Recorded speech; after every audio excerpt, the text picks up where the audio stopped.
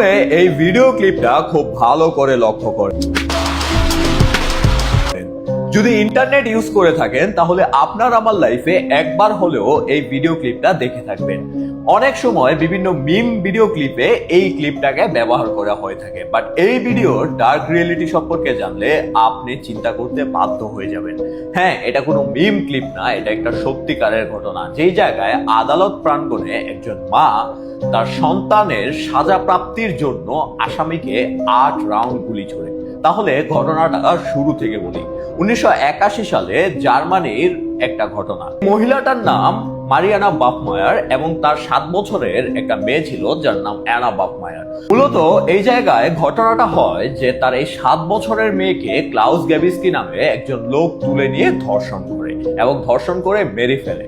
এবং পরবর্তীতে যখন ঘটনাটা আদালত পর্যন্ত গড়ায় এবং আদালতের প্রথম 2 শুনানিতে এমন ভাবে তার আসামি পক্ষের উকিল বুঝাতে সাব্যস্ত হয় যে আসামি প্রায় নির্দোষ, এই 7 বছরের মেয়েটা ক্লাউস গেবিসকে ব্ল্যাকমেইল করছিল টাকা দেওয়ার জন্য, এবং টাকা না দিলে সে মানুষকে বলে বেড়াবে তাকে সে ধর্ষণ করছে। চিন্তা করেন যে কিভাবে ঘটনাটাকে মোড় নেওয়ার চেষ্টা করা হচ্ছিল। তো ওই যে মহিলা তখন বুঝতে পেরে যায় সে আসলে প্রকৃত বিচার এখান থেকে পাবে না, হয়তো আসামি কোনোভাবে বেঁচে যেতে পারে। তাই আদালতের 3য় শুনানির দিন সে পকেটে করে একটা পিস্তল নিয়ে যায় এবং সেই পিস্তল থেকে আসামিকে যখনই কাঠগড়ায় তোলা হয় তখন একদম ধার করে 8 রাউন্ড গুলি ছোড়া হয় এবং আসামি ওই জায়গাতেই স্পট ডেড হয়ে যায়। এবং ইতিহাসে এই কেসটা দারফল বাকমায়ার কেস নামে পরিচিত। এখন কথা হচ্ছে, বর্তমানে বাংলাদেশে এমন একটা পরিস্থিতি দাঁড়াইছে যে শিশু ধর্ষণের একটা মহা উৎসব চলছে। আপনি চিন্তা করেন মানুষ কতটা নিচে নামতে পারে যে 3 বছর 4 বছর 5 বছর 10 বছরের একটা শিশুকে ধর্ষণ করছে। চিন্তা করতে পারেন আপনি সেক্সুয়াল বিহেভিয়ারের জন্য ওই ছোট্ট বাচ্চাটার শরীরে কি পান, বিকজ এইটার পিছনেও একটা বড় এজেন্ডা কাজ করছে, যেটা হয়তো এখানে সরাসরি বলা সম্ভব না। ইন ফিউচার আমার টেলিগ্রামের গ্রুপে আপনাদেরকে বলবো। বাট এখানে যে জিনিসটা বলতে চাই যে গত 1 বছরের ভিতরে প্রায় 270 থেকে 350-এরও বেশি শিশু বাংলাদেশে ধর্ষিত হয়, এবং এর মধ্যে প্রায় আপনি যদি গত 3 মাসের কথা চিন্তা করেন প্রায় 117 জন শিশু ধর্ষিত হয় বাংলাদেশের মধ্যে। আপনি চিন্তা করতে পারেন এই এতগুলা ধর্ষণের মধ্যে একটা ধর্ষণেরও বিচার কি গত 3 মাসের ভিতরে বা 1 বছরের ভিতরে কার্যকর হয়েছে? না। আপনি চিন্তা করেন একটা ছোট্ট শিশুকে ধর্ষণ করে, সেটা যদি আপনার মেয়ে হইতো, ধর্ষণ করে তাকে মেরে ফেলা হচ্ছে, বাট আপনি আদালতে দিনের পর দিন ঘুরছেন, জাস্টিস চাচ্ছেন, আপনি ন্যায় বিচার পাচ্ছেন না।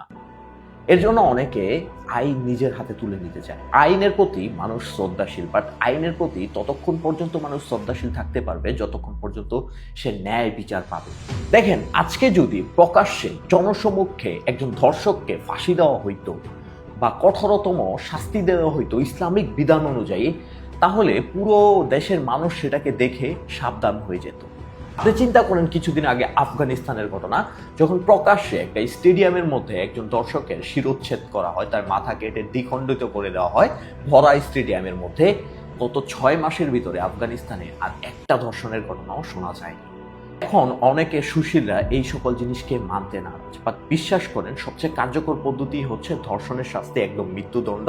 তার 7 দিনের ভিতরে যদি কার্যকর করতে পারেন তাহলেই একমাত্র ধর্ষণকে বন্ধ করতে পারবেন। গণতান্ত্রিক রাষ্ট্র অধিকার তখনই সফল হবে যখন আপনি আমি ন্যায় বিচার ফিরে পাবো এবং আমার আপনার জীবনের নিরাপত্তা পাবো। আজকে একটা কুকুরের যতটা নিরাপত্তা আছে বাংলাদেশের মধ্যে একটা মানুষেরও ততটুকু নিরাপত্তা নাই। কারণ কি জানেন? এর কারণ হচ্ছে ঠিক মতো আইনের প্রয়োগ করা হয় না। আজকে একটা আসামি খুন করে যদি জেলের ভিতরে ঢুকে, তাকে হয়তো যাবজ্জীবন 7 বছর 10 বছর বা 15 বছরের কারাদণ্ড দেওয়া হয়। ফলশ্রুতিতে কি হয়, 2 দিন পর বড় বড় মোটা টাকা খাইয়ে উকিল ধরে উমুক ভাই উমুক নেতাকে ধরে কি হয়, সুন্দর করে জামিনে জেল থেকে বেরিয়ে আসে এবং আবার পরের দিন থেকেই সে ওই কাজগুলো আবার স্টার্ট করে দেয় এবং জেল থেকে বেরিয়ে প্রথমেই যে তাকে জেলে ঢুকাইছে তাকেই আবার আক্রমণ করে। আসামিরা বাইরে চিল করে ঘুরে বেড়ায় এবং যারা ভুক্তভোগী তারা আরো বেশি কষ্ট ভোগ করে। তাই আওয়াজ তুলুন আজ থেকে, যতক্ষণ না পর্যন্ত ন্যায় বিচার এবং আইনের অধিকার পুনঃপ্রতিষ্ঠিত হয়।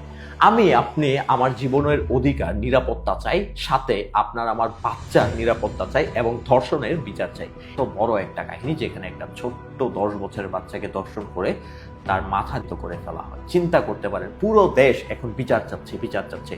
2 দিন পর এর বিচার কতটা কার্যকর হবে বলতে পারি না, বাট গত এত বছরের ভিতরে এতগুলা বিচারের একটাও কার্যকর হয়েছে কিনা আমি বলতে পারবো না।